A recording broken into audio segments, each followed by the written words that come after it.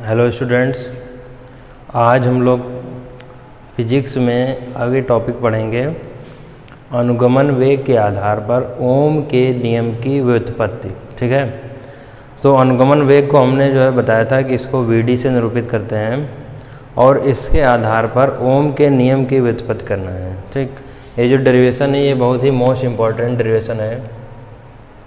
हर exam में जो board exams होते हैं इसमें काफ़ी बार ये पूछा गया है, या यूँ कह सकते हैं कहीं ना कहीं किसी न किसी सेट में रखा मिलेगा आपको। ठीक, तो इसमें देखिए प्रूव क्या करना है। प्रूव ये करना है कि जो ओम्स लॉ होता है, ओम्स लॉ क्या होता है, उसमें जो प्रतिरोध होता है, ठीक, प्रतिरोध वो एक कांस्टेंट के इक्वल होता है, अर्थात जो उसका रेशियो आएगा इसमें V/I, इसमें हम जब आगे डेरिवेशन करेंगे वो किसी ना किसी कांस्टेंट के इक्वल आना चाहिए। मतलब कोई ऐसी भौतिक राशि आनी चाहिए। बहुत सारी चीज़ें आएंगी उसमें जब हम फिगर बनाएंगे ओम के नियम के आधार पर, अनुगमन वेग के आधार पर, तो उसमें बहुत सारी चीज़ें आएंगी। इसमें जो प्रतिरोध होगा वो एक कांस्टेंट टर्म के इक्वल आना चाहिए। ठीक, कैसे निकालेंगे ये समझ लीजिए। ठीक, इसमें बीच में 2-3 डिफिनेशन भी आएंगी। इससे पहले हमने इसीलिए डिफिनेशन वो नहीं लिखाई थी क्योंकि इसमें आपके जो डेरिवेशन होगा इसके अंतर्गत आएंगे। ठीक, तो सबसे पहले फिगर बनाते हैं। फिगर में वही है कि हमने बताया था कि कोई एक क्षण मान लेंगे। ठीक, ये जो है एक P और Q लंबाई की कोई क्षण है जिसके अनुप्रस्थ काट का क्षेत्रफल कितना है, A है। ठीक, और इसको क्या करते हैं, V विभवांतर इसके दोनों सिरों पर क्या किया जाता है, जोड़ दिया जाता है, और जो इसमें प्रवाहित धारा होगी वो I होगी। ठीक, दूसरी चीज़ ये माइनस चार्ज है, ये प्लस चार्ज है, इसके अंदर मुक्त इलेक्ट्रॉन होंगे। ठीक, और वो अनुगमन वेग Vd से एक दिशा में गतिमान है। एक दिशीय जो इसका वेग होगा वो एक दिशी है। ठीक, ये फिगर बन गया। अब इस फिगर के आधार पर हमको क्या करना है, इसमें 2-3 पॉइंट जो है सबसे पहले जानने पड़ेंगे। ठीक, कोई एक PQ लंबाई की क्षण है जिसकी लंबाई जो है लेंथ है वो L मान लिया, जिसमें जो इलेक्ट्रिक फील्ड है वो E है। ठीक, जो इलेक्ट्रिक फील्ड E अर्थात इसकी जो इंटेंसिटी होगी इसके जो है अपोजिट साइड में होगी। तो देखिए अब यहाँ पर करते क्या है, करना ये है सबसे पहले यही, अगर तुमको इसकी लैंग्वेज लिखनी है तो लैंग्वेज कैसे लिखेंगे, लैंग्वेज यही लिखनी है कि माना कोई एक PQ लंबाई की चालक क्षण है जिसके प्रत्येक सिरे पर दोनों सिरे पर, एक सिरे पर प्लस Q आवे, दूसरे सिरे पर माइनस Q चार्ज है, और इसके दोनों सिरों पर भी विभवांतर लगाया जाता है जिससे उसमें I धारा प्रवाहित होने लगती है। सबसे पहले हमने बताया था कि अगर इंटेंसिटी है किसी चालक की और उसकी लंबाई L दी है और विभवांतर भी है, तो देखिए हिंदी ज़्यादा नहीं लिखेंगे, तो सबसे पहले E इक्वल हम क्या लिखेंगे, V/L के इक्वल। समझ रहे हैं कि नहीं, E बराबर हम किसके इक्वल लिख सकते हैं, V/L। इससे पहले हमने बताया था E इक्वल V/D के इक्वल होता है, तो E बराबर हम यहाँ पर क्या लिख सकते हैं, V/L। लंबाई जो होगी वो L के इक्वल है, तो सबसे पहले E बराबर हो गया V/L। यहाँ पर V जो है इसका पोटेंशियल है, पोटेंशियल डिफरेंस, L जो है इसकी लेंथ है, किसकी, कोई चालक क्षण है। दूसरी चीज़, दूसरा पॉइंट आएगा इसमें, चूँकि बल, इससे हम बल निकालेंगे। ठीक, बल किसके आधार पर निकालेंगे, इंटेंसिटी के आधार पर। हमने बताया था कि E इक्वल होता है F/Q0 के इक्वल। लेकिन यहाँ पर क्या होगा, यहाँ पर मुक्त इलेक्ट्रॉन्स हैं, तो मुक्त इलेक्ट्रॉन्स का यहाँ पर मूल आवेश लिया जाएगा। मूल आवेश का मतलब है, अर्थात जो यहाँ बल लिया जाएगा वो किसके इक्वल होगा, E और स्मॉल e के इक्वल। समझ रहे कि नहीं, E क्या है, E जो है इलेक्ट्रिक फील्ड इंटेंसिटी, E जो है उसका जो है किसका, इलेक्ट्रॉन का जो है टोटल चार्ज जितना होता है वो है। ठीक, मूल आवेश जिसको बोलते हैं।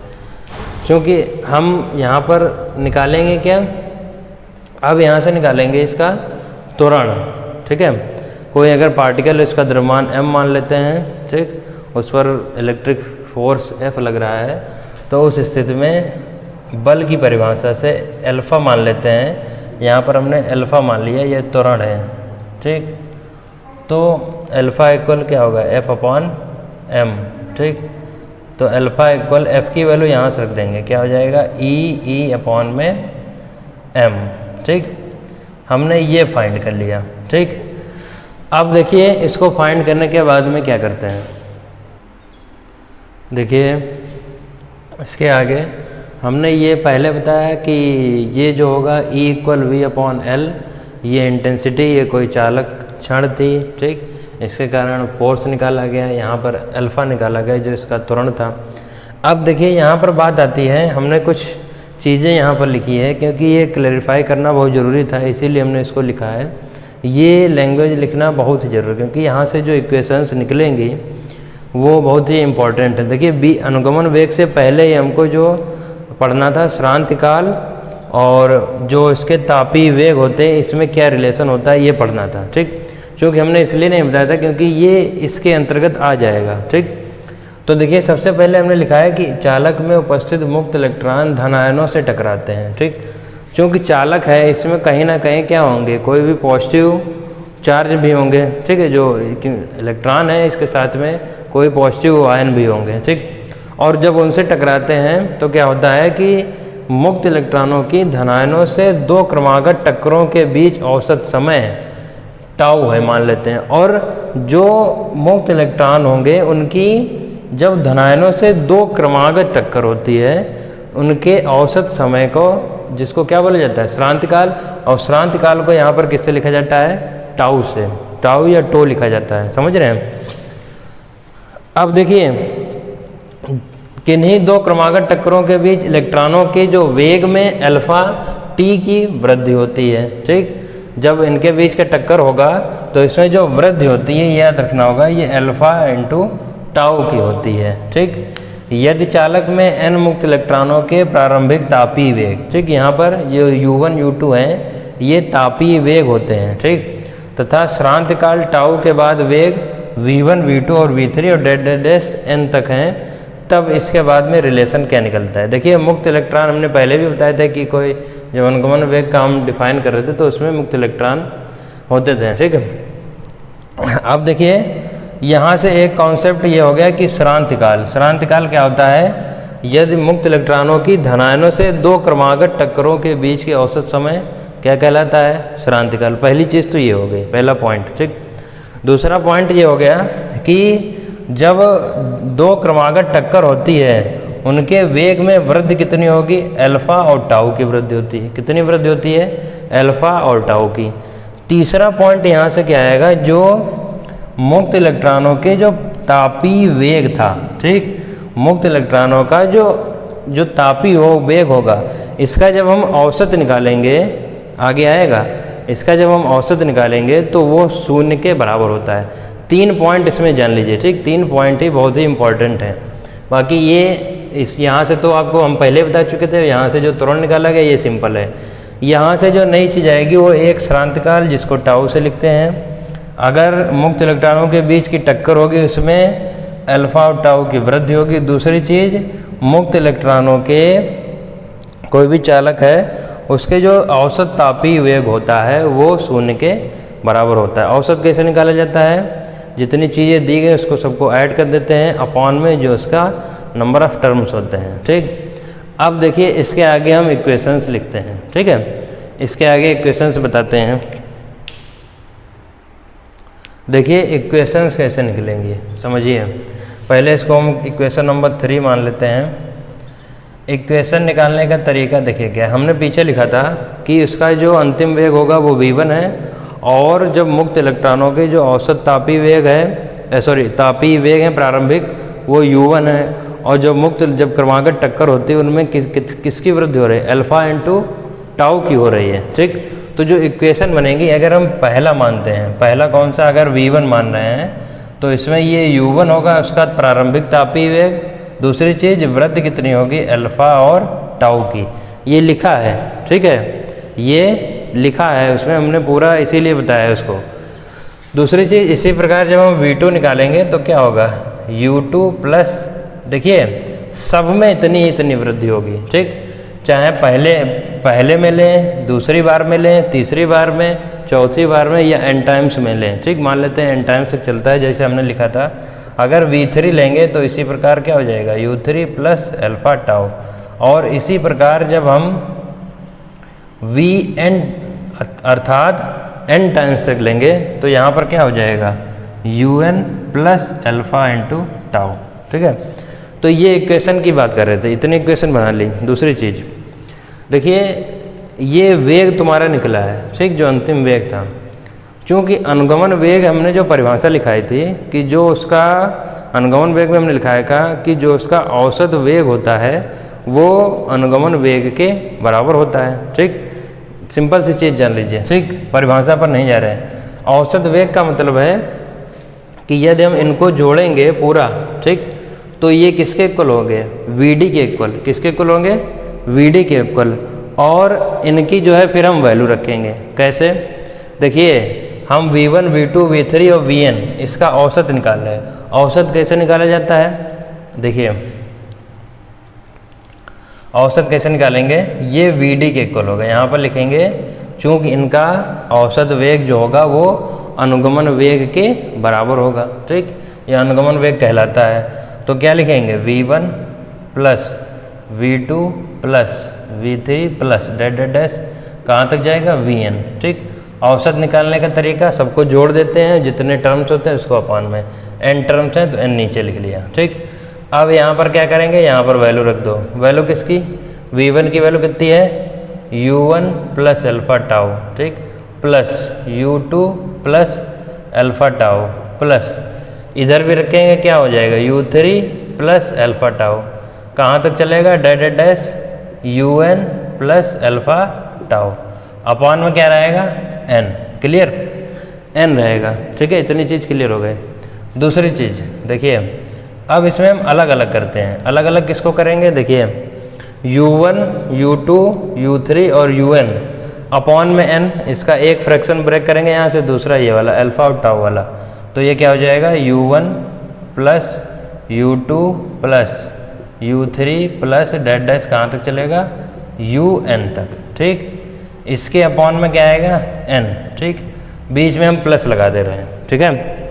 अब देखिए इसके बाद क्या, जो अल्फा और टाउ वाला बचा, फिगर में डाल दे रहे हैं, अल्फा और टाउ वाला जो बचा, ठीक, तो क्या लिखेंगे alpha tau plus alpha tau और प्लस डैश डैश डैश, ये कहाँ तक जाएगा मालूम है, ये n टाइम्स तक जाएगा। कितने, n टाइम्स तक, तो लिखेंगे n टाइम्स और अपॉन में क्या हो जाएगा n, क्लियर है। देखिए यहाँ पर एक पॉइंट आता है, हमने उसमें बताया था कि जो इसका औसत तापीय प्रारंभिक औसत तापीय वेग होगा वो किसके इक्वल होता है, शून्य के बराबर, ठीक। जब श्रांति काल आएगा तो उसमें औसत प्रारंभिक औसत तापीय वेग शून्य के बराबर, अर्थात ये हमारा देखिए प्रारंभिक औसत तापीय वेग है। देखिए u1 plus u2 plus u3 upon में n है, इसका औसत है, तो ये किसके बराबर हो गया, 0 के बराबर। ये किसके बराबर हो गया, 0 के बराबर। अब यहाँ पर क्या बचा तुम्हारे पास, यहाँ पर बचेगा, ये बचेगा क्या नाम, ये वाला alpha tau plus n times upon में n। यहाँ पर इसका मुक्त इलेक्ट्रॉनों का औसत तापीय वेग है तो 0 के बराबर हो गया। जो यहाँ पर बचेगा वो उसको लिख लेते हैं। देखिए Vd इक्वल, ये जो सम चल रहा है n टाइम्स तक चल रहा है, इसको क्या लिख सकते हैं n into alpha tau upon में n से n कैंसिल कर दे। यहाँ पर जो आएगा रिलेशन वो Vd इक्वल अल्फा और टाउ के बराबर आएगा। देखिए समीकरण 3 में हमने अल्फा की वैल्यू निकाली थी क्या, ई अपॉन में m, तो इसको लिख देते हैं, पुट कर देते हैं, लिखेंगे बाय इक्वेशन थर्ड, ठीक। इक्वेशन थर्ड से क्या होगा, इसका मान रखेंगे तो Vd बराबर क्या आएगा, यहाँ पर मान रखेंगे ई अपॉन में m इंटू टाउ, क्लियर है इतनी चीज़। अब देखिए चूँकि E बराबर भी हमको मालूम है, यहाँ पर हमने क्या निकाला था, V अपॉन L के बराबर निकाला था, तो E की वैल्यू भी यहाँ रख देंगे, तो जो रिलेशन निकलेगा Vd बराबर E की वैल्यू रखेंगे VL नीचे चला जाएगा, VL अपॉन में और E और टाउ m नीचे रहेगा और इनटू में टाउ, ठीक है। ये निकल के आ गया आपके पास Vd equal V E tau upon में एल एम। ठीक, तो ये संबंध किस में आ गया? ये संबंध आ गया अनुगमन वेग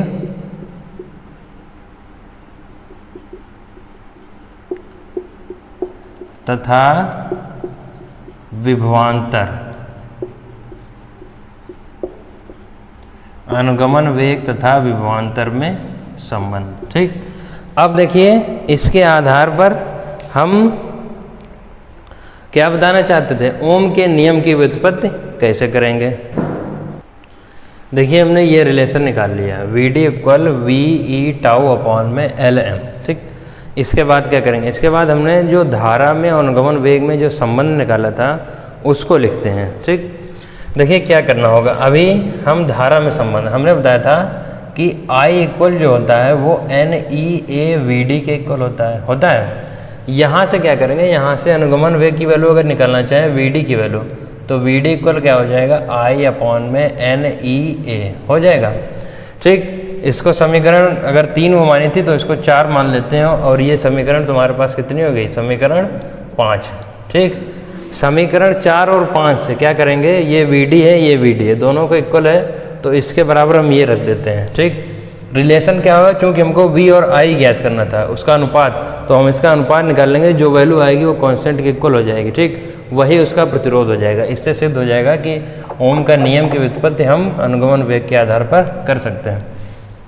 तो देखिए लिखेंगे समीकरण 5 व 4 व 5 से, समीकरण 4 व 5 से।